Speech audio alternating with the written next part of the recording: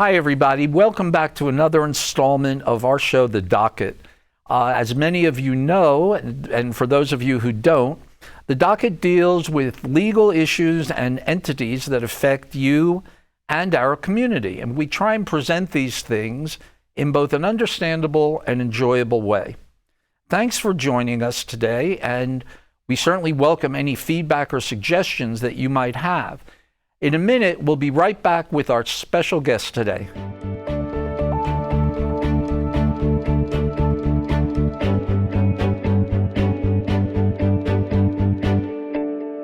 I am really happy to have our guest today, Magda Soto, for any number of reasons, not the least of which is that we have been partners for many, many, many years, and now that I'm retired, she's taken over the entire practice.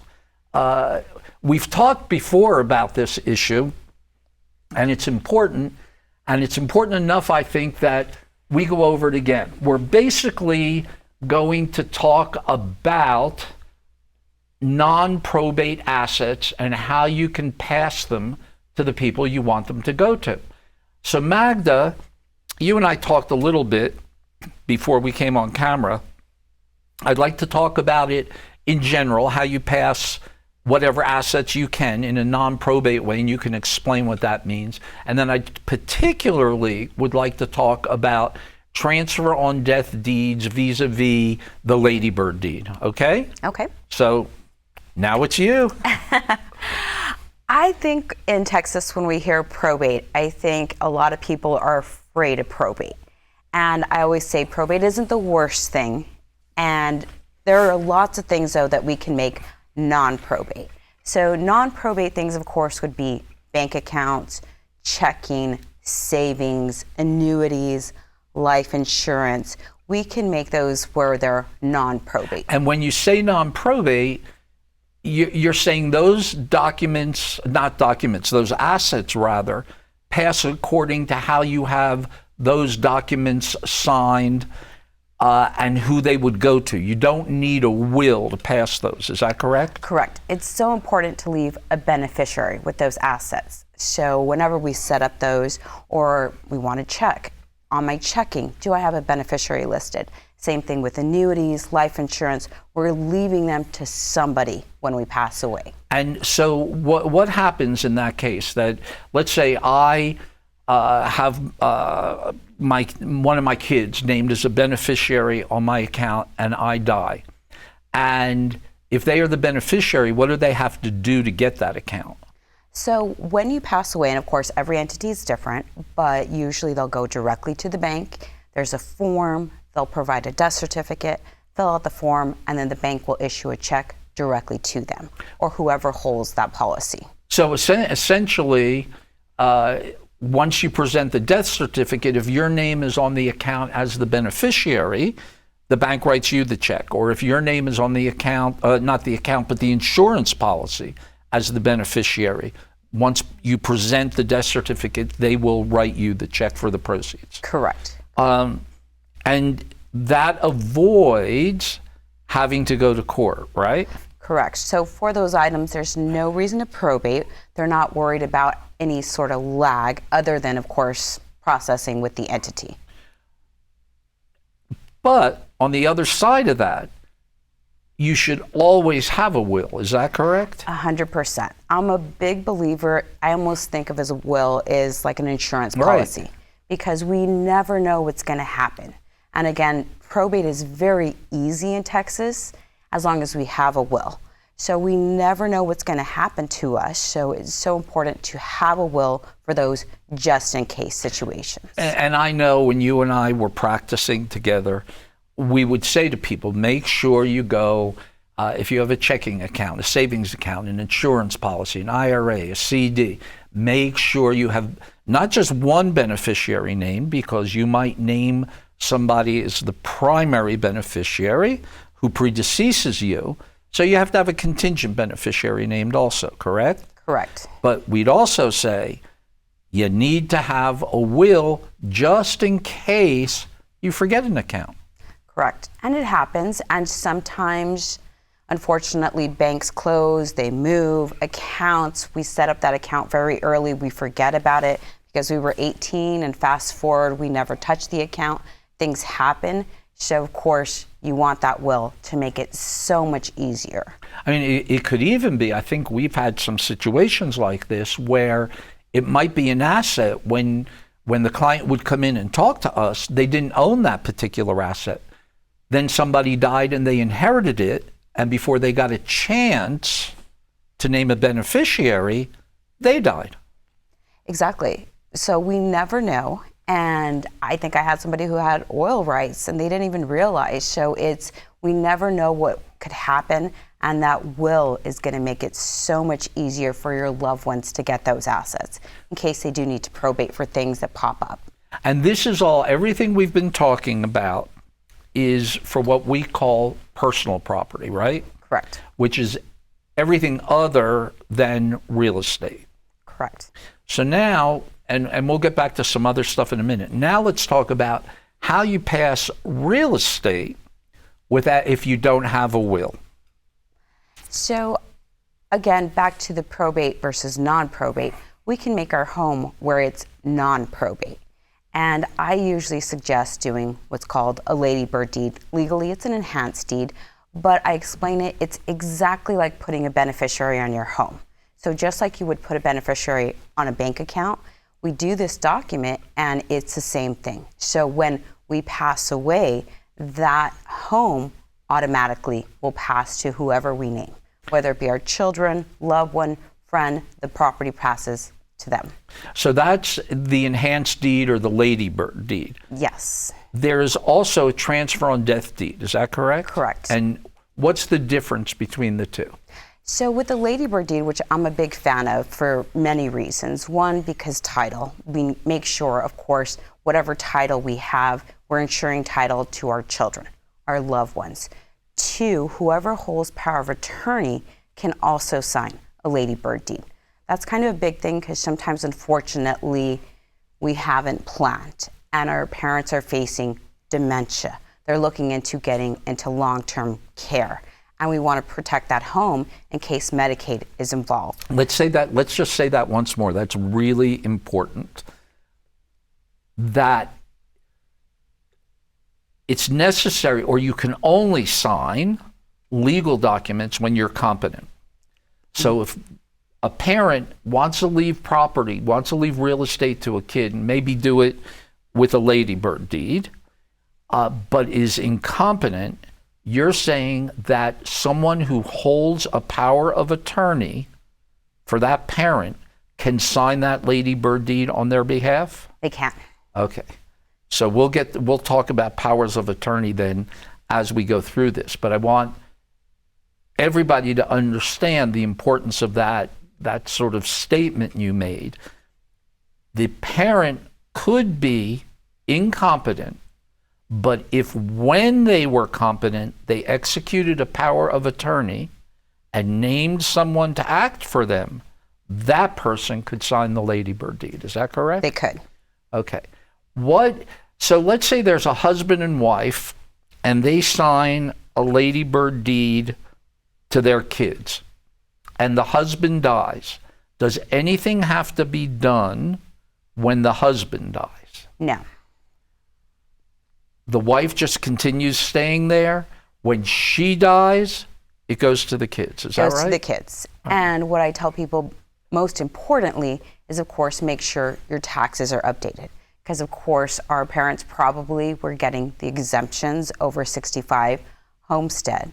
And we may not know what we're going to do with that piece of property right away. Our parents passed away, so make sure the taxes are updated by showing a death certificate. But that's it. They don't have to go to court to probate in order to get that home in their name.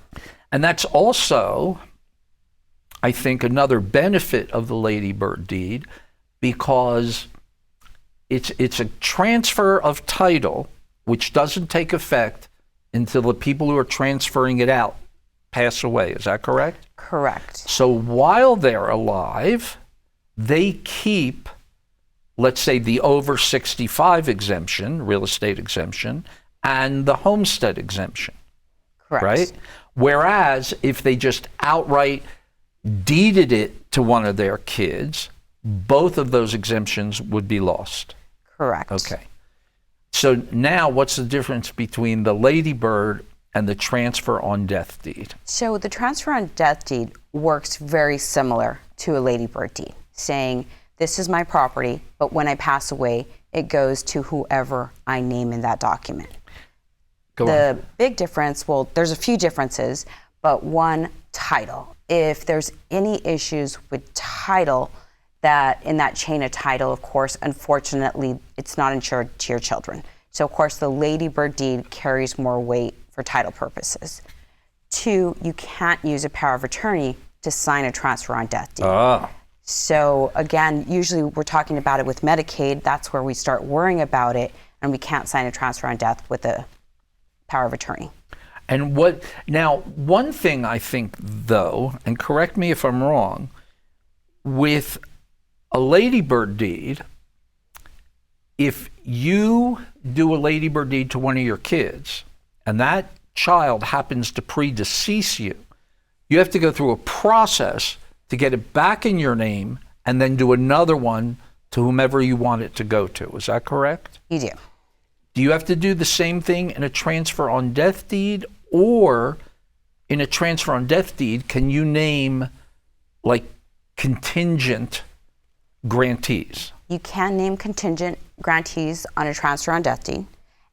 Another difference with the transfer on death and the ladybird deed, which depending on, some people will want to leave their children equal percentages of the home.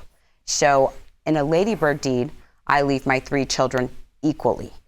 Or you can say, I leave 50% of the property to my son and the other percentage to my 2 daughters. With the transfer on death deed, it has to be equal percentages. Oh, it has to be. It has to be. Now, is there anything about debts transferring with it? And I'm not talking about mortgage debts, but other sort of debts. With an enhanced deed, there's not supposed to be any debts transferred with it. But they would attach to a transfer on death deed? They could. Okay. Legally, they could enter into the estate, and they could actually attach to the transfer on death deed. All right. Now let's go back to something you said that I skipped. Medicaid plays a very important part in this, correct? Correct. All right, tell me why. So Medicaid, I always say Medicaid, of course, is very important. And I think most people think about Medicaid when something happens. We had a stroke, we are facing dementia, we need our loved one with long-term care. And of course, that can get expensive very quickly. And that's where we want our loved one to qualify for long-term Medicaid. So of course, they would pay for the day-to-day services in case we need them in a facility. And I think when people think about long-term Medicaid, they're afraid that Medicaid is going to attach to the home.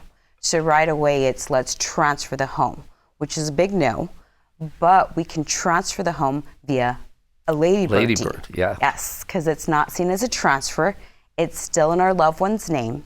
They have full right to change that ladybird deed, but it's seen as kind of like a trigger. It's theirs while they are alive, but when they pass away, then it goes to our children. It's automatically our kids, so Medicaid can't come back and say, well, we paid $50,000 for you, and so when you sell that house, we want $50,000 repaid to us because it's already been transferred out of the decedent's estate, the dead person's estate, to the people you named in the deed. Is that right? Correct. So that's another big benefit and another reason to do a ladybird deed. Is there the same effect in a transfer on death deed? Same effect. Okay. Yes. So anybody out there listening needs to call their lawyer, and if they don't have a lawyer, talk to Magda and discuss this stuff, because if it's appropriate for those particular people, they want to take advantage of it. There are lots of benefits, correct? So many benefits. And I'm a huge fan of ladybird deeds. I don't think enough people take advantage of it. And normally when we do ladybird deeds, again, it's for several reasons. A lot of times it's because Medicaid is in the picture. Other times people say, well, I want to do a trust because I want to avoid probate. And again, probate isn't the worst thing, but there are lots of things we can do to avoid probate. Again, making sure we have a will is always key, but we set beneficiaries on the bank accounts. We do ladybird deeds. We can also do a transfer on death for a motor vehicle. So everything passes to our loved ones. We're hoping automatically when we pass away. Of course, we present the death certificates because then we get the phone calls from the children. My mom passed away. My dad passed away. What do I need to do? Do I need to go to probate? And it's that sense of relief when you don't have to do anything. Your parents did a ladybird deed. There's beneficiaries. You're okay. Everything's yours. And also, it avoids, I mean, again, you have to have an estate that's, quote, relatively simple. We're talking about a bank account, a checking account, maybe a couple CDs, a car, and a house. And we're not talking about fantastically complicated estates with many types of assets. But what you're also doing is avoiding the costs of creating a trust, but getting the same result, which is you don't have to probate the estate. Exactly. So now let's go. So again, everybody listening, make sure you're paying attention to this. It is very, very beneficial. But now let's talk about, I mean, I didn't realize, I'm embarrassed to say it, that an agent under a power of attorney could sign a ladybird deed. Correct. And when you come into our office, basically, if you come in about a will, you know, we say, well, do you want a power of attorney? And sometimes it's a little bit awkward because it almost sounds, you know, lawyers don't have the best reputation to begin with. And, you know, people are thinking, well, wait, what? I only came in for a will. What's this guy or this woman talking to me about? They just want more money. That's really not the case because powers of attorney are very inexpensive, right? Very inexpensive. But they're very powerful. Is that also right? So powerful. And I think it's usually with the statutory power of attorney. And that has to do with financials, our banking. With the statutory power of attorney, that's a document that we can use to sign a ladybird deed. And I tell people, you have to trust that person 1,000%. Because this is such a powerful document and it can be used for so much good, but of course it can also be used for bad. So we have to be careful with that. And we've seen both. Yes. But, you know, if you see that somebody is abusing a power of attorney, you run into court and you say to the judge, you know, this power of attorney is supposed to be used only for the benefit of the principal, the person who signed it, and they're not doing it. And I think judges also understand, I mean, you know, they know the law and they want to do what's best for the people in front of them. And if they realize that, you know, having an agent being able to sign a ladybird deed is the best thing for this family, they're going to go along with it. Now, you don't have to go to a judge to do it, of course, but if anybody objected to it, the judge would say, well, no, you're doing it for the benefit of the family. You're not stealing property from them, correct? 100%. And I think that's a good point because I think powers of attorney are so important. Most people say, I'm not ready to do them. I don't need them yet. Yeah.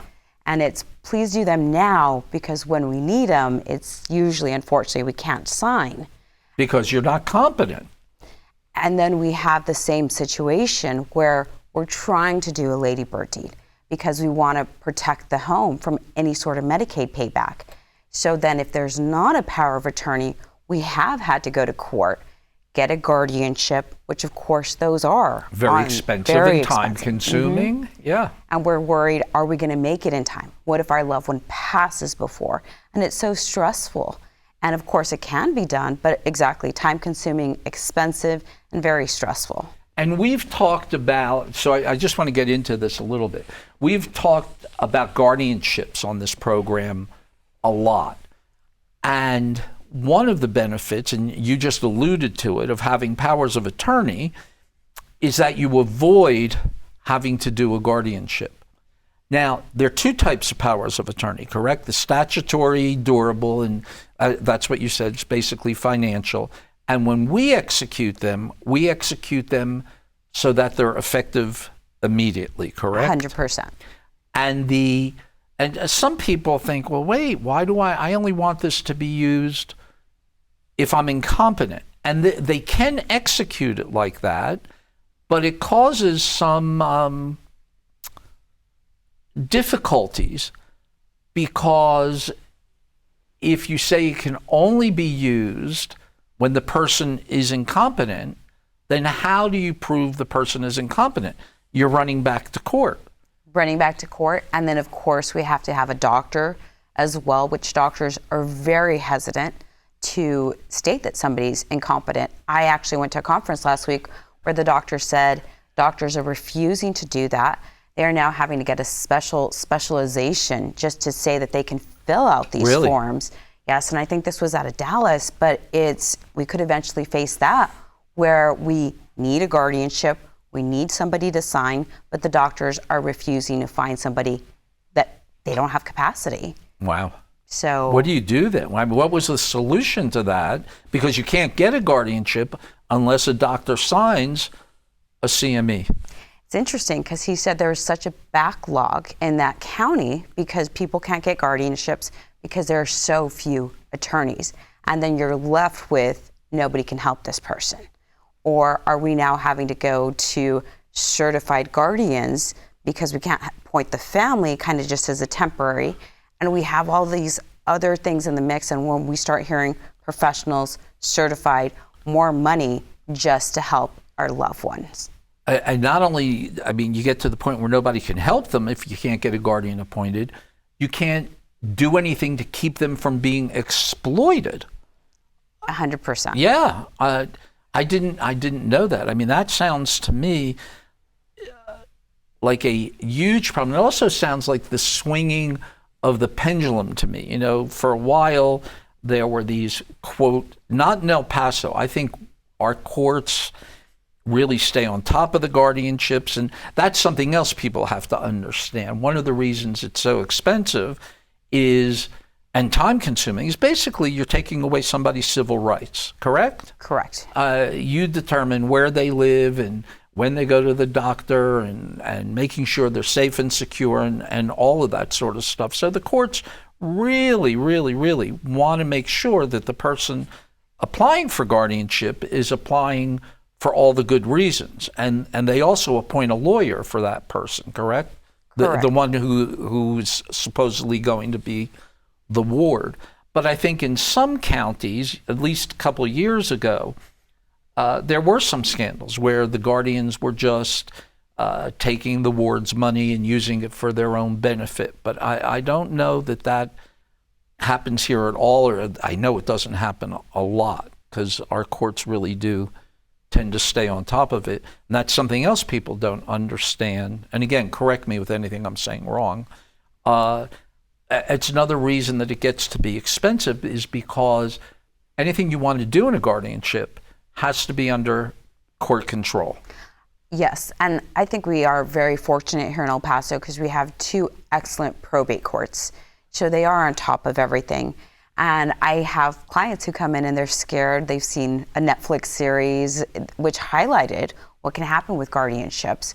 But there is so much scrutiny and both courts are very much on top of things. But I tell people anything that you do, it's almost like if you're going to jump, you have to ask the court for permission. And that's where if we didn't set up powers of attorney in place, then unfortunately we have guardianships. But they are very intrusive and very expensive in the long run if we didn't plan properly. Yeah, and intrusive is another key word. I mean, you have the court, you have the lawyer representing the person who wants to be the guardian, you have a lawyer representing the person who is going to be the ward, you have court investigators. And if in fact, and it's hard, I can understand this, if in fact a husband is guardian of the wife or a wife is guardian of the husband and they've always had all their money commingled. I mean, all of a sudden now you're dividing it and you're separating it. And the one who doesn't need a guardian keeps their half, and the one who needs the guardian, that has to be put in an account. What is it usually? John Jones, guardian of the estate of so-and-so.